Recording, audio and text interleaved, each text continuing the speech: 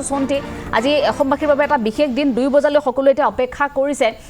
শ্যামকানু মহন্তৰ জামিন আবেদনৰ শুনানি আছে আৰু চূড়ান্ত ৰায় দিব গতিকে সেই ক্ষেত্ৰত প্ৰতিগৰাকী এতিয়া কিন্তু অপেক্ষাৰে বাট চাইছে আনফালে যদি আমি জুবিন গাৰ্গৰ পত্নী গৰিমা শইকীয়া গাৰ্গৰ মন্তব্য চাওঁ তেওঁ কিন্তু ইতিমধ্যে কৈছে যে বিচাৰ প্ৰক্ৰিয়াটো এনেধৰণে ক্ষিপ্ৰতাৰে চলক আৰু দুখীয়ে উচিত শাস্তি পাওক আৰু প্ৰতিগৰাকী জুবিন গাৰ্গৰ অনুৰাগী সেইটোৱে কামনা কৰিছে যে দুখীয়ে উচিত শাস্তি পাওক কোনো যাতে হাৰি নাযায়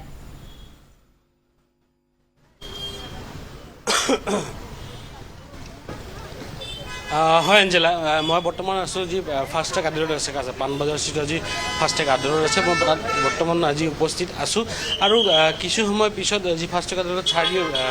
চাৰি অভিযুক্তৰ জামিন আবেদনৰ শুনানি আজি আছে জুবিন মৃত্যুৰ গোচৰৰ 4 অভিযুক্ত জামিন বিচাৰি আবেদন কৰিছিল অমিত প্ৰভা মহন্ত চন্তিবন গাৰ্গ নন্দেশ্বৰ বৰা আৰু পৰেশ বৈশ্য এই চাৰিজনৰ আজি শুনানি গ্ৰহণ কৰিব আনফালে যদি যায় আপুনি চাই শেখৰজ্যোতি গোস্বামী তেওঁৰ আজি ৰায়দান দিব ছেকেণ্ড হাফত তেওঁৰ আজি ৰায়দান দিয়াৰ এক কথা আছে যি ফাষ্ট ট্ৰেক আদালত আৰু আপুনি কথা উল্লেখ কৰাৰ নিচিনাকৈ যি শ্যামকানু মহন্তৰ আজি কেইদিনমান আগতে কেইবাবাৰো তেওঁৰ শুনানি হ'ল তাৰপিছত আজিৰ দিনটোত অৰ্থাৎ 29 মে 29 মে'ত আজি তেওঁৰ ৰায়দান দিয়াৰ কথা কিন্তু ৰায়দান দিবও পাৰে নিদিবও পাৰে কাৰণ সেইদিনাখন যেতিয়া উচ্চ ন্যায়ালয়ত হাইকোৰ্টত যেতিয়া এই শুনানিটো হৈছিল সেইদিনাখন কৈছিল যদি কিছু অসুবিধা নহয় বা তেনেকুৱা কিছু বিশেষ কোনো অসুবিধা নহয় তেনেহ'লে আমি 29 মে'ত দিনা ৰায়দান দিয়াৰ যি কথা এটা আছিল আজি ৰায়দান দিয়া হয়তো ছেকেণ্ড হাফত ৰায়দানটো দিব কিন্তু কথাটো হ'ল ৰায়দানত তেওঁ জামিন পাব কি নাপাব সেই কথাটো যিহেতুকে আপুনি উল্লেখ কৰিছে গৰিমাৰ কথাটো উল্লেখ কৰিছে গৰিমাৰ কৈছে যে আদালতৰ ওপৰত তেওঁৰ বিশ্বাস আছে ৰাইজৰ ওপৰত বিশ্বাস আছে যে জুবিন গাৰ্গৰ মৃত্যুৰ যি গোচৰৰ শুনানি তাত কিন্তু তেওঁলোকে জামিন নাপায় আৰু ইয়াৰ পৰৱৰ্তী সময়ত কেইবাবাৰো দেখা গৈছে শ্যামকানু মহন্তৰ প্ৰথম ভাগত তেওঁ নিজে জামিন প্ৰত্যাহাৰ কৰিছিল তাৰপিছত প্ৰায় 3বাৰ তেওঁ জামিন আবেদন কৰিছিল এবাৰ ছেছন কোৰ্টত এবাৰ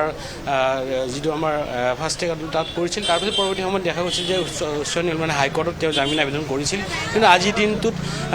প্ৰায় নিশ্চিত যে জামিন যি আবেদন সেই নিশ্চয়কৈ নাপাব বুলি এক প্ৰকাৰৰ নিশ্চিত বুলি ক'ব পাৰি কাৰণ যিহেতুকে সেই আদালতত সেই কথাটো কোৱা হৈছিল যোৱা কেইদিনমান আগতে ফাষ্ট ট্ৰেকত যেতিয়া এই আদালত উঠিছিল আৰু হাইকোৰ্টত যেতিয়া কথাটো কৈছিল যে শ্যামকানু মহন্তই যেতিয়া এই গোটেই ছিংগাপুৰ যি ঘটনাটো হৈছিল ঘটনাৰ পিছত তাৰ কেইদিনমান এদিন বা দুদিন পিছত তেওঁ মালয়েছিয়ালৈ পলাই গৈছিল তেনেধৰণৰ কিছুমান কথাক লৈ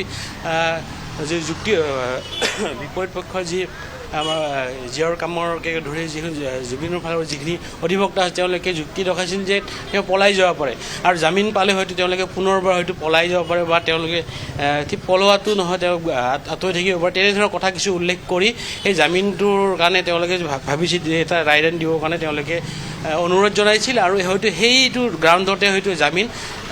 হয়তো শ্যামকানু মহন্তে জামিন নাপাব পাৰে আনফালে যদি আপুনি শেখৰজ্যোতি গোস্বামী তেওঁৰো আজি জামিনৰ যি ৰায়দান আছে হয়তো তেওঁ ৰায়দানত তেওঁ জামিন নাপাব পাৰে কাৰণ আনফালে বাকী যি 4গৰাকী আছে অমিত প্ৰভা নন্দেশ্বৰ পৰেশ বৈশ্য আৰু চন্তিবন গাৰ্গ এই আটাইগৰাকীৰে আজি শুনানি হ'ব আজি এই তেওঁলোকৰ অধিবক্তাৰ যি তেওঁফালৰ পৰা যি অধিবক্তা আছে অধিবক্তাই তেওঁলোকৰ কথাখিনি শুনিব ফাষ্ট ট্ৰেক আদালত তাৰ পিছত যি চৰকাৰী ফালৰ পৰা যি পি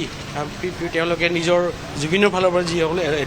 অধিবক্তা আছে তেওঁলোকে সেই দাঙি ধৰিব কিয় জামিন দিব নালাগে তেনেদৰে আজি হয়তো কিছু সময় পিছত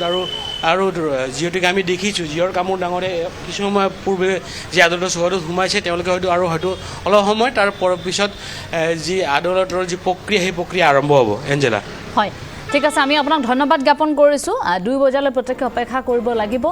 এতিয়া সকলোৱে সেইটোৰ বাবে বাট চাইছে যে জুবিন গাৰ্গৰ হত্যাৰ সৈতে জড়িত হৈ থকা কোনো এগৰাকীও যাতে হাৰি নাযায় শ্যামকানু মহন্তই যাতে জামিন নাপায় তাৰ বাবেও আশা কৰিছে সকলোৱে গতিকে পৰৱৰ্তী মুহূৰ্ততে সেই কথাখিনি স্পষ্ট হ'ব আদালতে কি সিদ্ধান্ত লয় গতিকে ন্যায়াধীশ মিতালী ঠাকুৰীয়াৰ বিচাৰপীঠৰ সেই বিশেষ ৰায় লৈ অপেক্ষা কৰিছে এতিয়া সকলোৱে আমি আপোনাক ধন্যবাদ জ্ঞাপন কৰিছোঁ চন্তি দাস পৰৱৰ্তী মুহূৰ্তত আমি আকৌ যাম আপোনাৰ কাষলৈ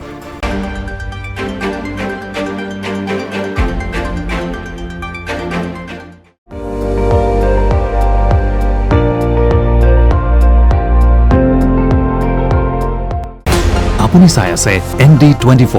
সৰ্বশ্ৰেষ্ঠ নহয় সৰ্বোত্তমৰ দৌৰত